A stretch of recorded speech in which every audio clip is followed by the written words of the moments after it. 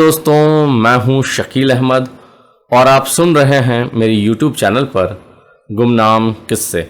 आज मैं कैसे ही गुमनाम किस्सा लेकर आया हूं जिसका टाइटल है पीतल का घंटा और जिसे लिखा है काजी अब्दुल सत्तार ने। तो आइए चलते हैं कहानी की ओर। 8वीं मर्तबा हम सब मुसाफिरों ने बस को धक्का दिया और ढकेलते हुए अच्छी खासी दूर तक चले गए, लेकिन इंजन गनगनाया तक नहीं। ड्राइवर गर्दन हिलाता हुआ उतर पड़ा। कंडक्टर सड़क के किनारे एक दरख्त के जड़ पर बैठकर बीड़ी सुलगाने लगा। मुसाफिरों की नज़रें गालियां देने लगीं और होंठ बड़बड़ाने लगे। मैं भी सड़क के किनारे सोचते हुए दूसरे पेड़ की जड़ पर बैठकर सिगरेट बनाने लगा। एक बार निगाह उठी तो सामने 2 दरख्तों की चोटियों पर मस्जिद की मीनार खड़े थे। मैं अभी सिगरेट सुलगा ही रहा था कि एक मजबूत खुरदरे देहाती हाथ ने मेरी चुटकियों से आधी जली हुई तिली निकाल ली। मैं उसकी बेतकल्लुफ़ी पर न गवारी के साथ चौंक पड़ा, मगर वो इत्मीनान से अपनी बीड़ी जला रहा था। वो मेरे पास बैठकर बीड़ी पीने लगा। ये कौन गांव है? मैंने मीनारों की तरफ इशारा करके पूछा। यो भसवल है। भसवल का नाम सुनते ही मुझे अपनी शादी याद आ गई। मैं अंदर सलाम करने जा रहा था कि एक बुजुर्ग ने टोक कर रोक दिया। वो क्लासिकी काट की बानात की अचकन और चौड़े पैंचे का पाजामा और फर की टोपी दिए मेरे सामने खड़े थे। मैंने सर उठाकर उनकी सफ़ेद पूरी मूछें और हिकमत से भरी हुई आंखें देखी। उन्होंने सामने खड़े हुए खिदमतगार के हाथ से फूलों की बद्दियां ले लीं और मुझे पहनाने लगे। मैंने बल खाकर अपनी बनारसी पूत की झिलमिलाती हुई शेरवानी की तरफ इशारा करके तलखी से कहा, क्या यह काफ़ी नहीं थी? वो मेरी बात पी गए, बद्दियां बराबर की, फिर मेरे नंगे सर पर हाथ फेरा और मुस्कुरा कर कहा, हाँ अब तशरीफ़ ले जाइए। मैंने देवड़ी पर किसी से पूछा कि ये कौन बुजुर्ग थे। बताया गया कि ये भसवल के काजी इनाम हुसैन हैं। भसवल के काजी इनाम हुसैन, जिनकी हुकूमत और दौलत के अफसाने मैं अपने घर में सुन चुका था। मेरे बुजुर्गों से उनके जो ताल्लुकात थे मुझे मालूम थे। मैं अपनी गुस्ताख निगाहों पर शर्मिंदा था। मैंने अंदर से आकर कई बार मौका ढूंढकर उनकी छोटी मोटी खिदमतें अंजाम दी। जब मैं चलने लगा तो उन्होंने मेरे कंधे पर हाथ रख दिया, मुझे भसवल आने की दावत दी और कहा कि इस रिश्ते से पहले भी तुम मेरे बहुत कुछ थे, लेकिन अब तो तुम दामाद भी हो गए हो। इस किस्म की रस्मी जुमले भी कहते हैं, लेकिन उस वक्त उनके लहजे में खलूस की ऐसी गर्मी थी कि किसी ने ये जुमले मेरे दिल पर लिख दिए। मैं थोड़ी देर खड़ा बिगड़ी बस को देखता रहा, फिर अपना बैग झुलाता हुआ जुते हुए खेतियों में अठलाती हुई पगडंडी पर चलने लगा। सामने वो शानदार मस्जिद खड़ी थी जिसे काजी इनाम हुसैन ने अपनी जवानी में बनवाया था। मस्जिद के सामने मैदान के दोनों तरफ टूटे फूटे मकान का सिलसिला था, जिनमें शायद कभी भसवल के जानवर रहते होंगे। देवड़ी के बिल्कुल सामने 2 ऊंचे आम की दरख्त ट्रैफिक के सिपाही की तरह छतरी लगाए खड़े थे। उनके तने जल गए थे, जगह जगह मिट्टी भरी थी। देवड़ी के दोनों तरफ इमारतों के बजाय इमारतों का मलबा पड़ा था। दिन के 3 बजे थे। वहाँ उस वक्त न कोई आदमी था न आदमजाद के देवड़ी से काजी साहब निकले, लंबे कद के झुके हुए, डोरिये की कमीज़, मैला पजामा और मोटर टायर का पुराना पंप पहने हुए, माथे पर हथेली का छज्जा बनाए मुझे घूर रहे थे। मैंने सलाम किया। जवाब देने के बजाय वो मेरे करीब आए और जैसे एकदम खिल गए, मेरे हाथ से मेरा बैग छीन लिया और मेरा हाथ पकड़े हुए देवड़ी में घुस गए। वो देवड़ी से ही चिल्लाए, अरे सुनती हो, देखो तो कौन आया है। मैंने कहा कि अगर संदूक वंदूक खोले बैठी हो तो बंद कर लो जल्दी से। लेकिन दादी तो सामने ही खड़ी थीं, धुले हुए घड़ों की घड़ोंची के पास। दादा उनको देखकर सिटपटा गए। वो भी शर्मिंदा सी खड़ी थीं। फिर उन्होंने लपक कर घर की अलगनी पर पड़ी मार्किंग की धुली चादर घसीट ली और दुपट्टा की तरह ओढ़ ली। चादर के एक सरे को इतना लंबा कर दिया कि कुर्ते के दामन में लगा दूसरे कपड़े का चमकता हुआ पेबन छुप जाए। इस एहतमाम के बाद वो मेरे पास आईं, कांपते हाथों से बलाएं ली, मेघ और दुख की गंगा जमनी आवाज़ में दुआएं दी। दादी कानों से मेरी बात चुन रही थी, लेकिन हाथों से जिनकी झुर्रियाँ भरी खाल झूल गई थी। दालान के इकलौते साबित पलंग को साफ कर रही थी, जिस पर मैले कपड़े, कत्थे चूने की खलियाँ और पान की डलियाँ ढेर थीं, और आँखों से कुछ और सोच रही थी। मुझे पलंग पर बैठाकर दूसरे पलंग के नीचे से वो पंखा उठा लाई, जिसके चारों तरफ काले कपड़े की गोट लगी थी, और खड़ी हुई मुझे उस वक्त झलती रहीं जब तक मैंने छीन न लिया। फिर वो बावर्ची खाने में चली गई। वो एक 3 दरवाज़ों का दालान था। बीच में मिट्टी का चूल्हा बना था। अलमुनियम की चंद मैली पतीलियाँ, कुछ पीले, कुछ डब्बे, कुछ शीशे बोतल और 2-4 इसी किस्म की छोटी मोटी चीज़ों के अलावा वहाँ कुछ भी न था। वो मेरी तरफ पीठ किए चूल्हे के सामने बैठी थी। दादा ने कोने में खड़े पुराने हुक्का से बेरंग चिल्लम उतारी और बावर्ची खाना में घुस गए। मैं इन दोनों की घुन-घुन करती सरगोशियाँ सुनता रहा। दादा कई बार जल्दी जल्दी बाहर गए और आए। मैंने अपनी शेरवानी उतारी, इधर उधर देखकर एक दरवाजे पर टांग दी।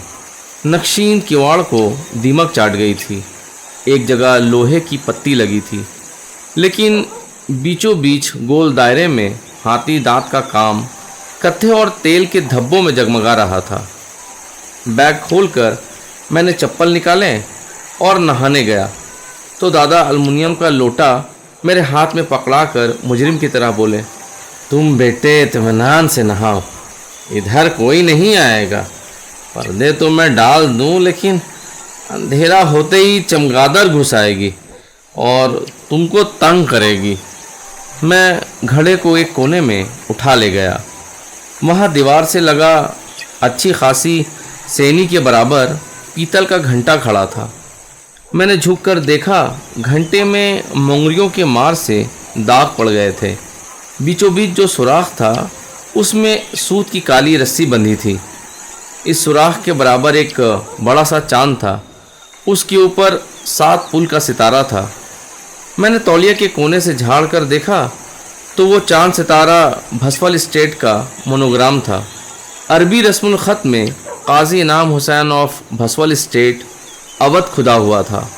यही वो घंटा था जो भसवल की देवड़ी पर ऐलान रियासत के तौर पर तकरीबन 1 सदी से बजता चला आ रहा था। मैंने उसे रोशनी में देखने के लिए उठाना चाहा, लेकिन एक हाथ से उठा न सका। दोनों हाथों से उठाकर देखता रहा। मैं देर तक नहाता रहा। जब बाहर निकला तो आंगन में काजी इनाम हुसैन पलंग बिछा रहे थे।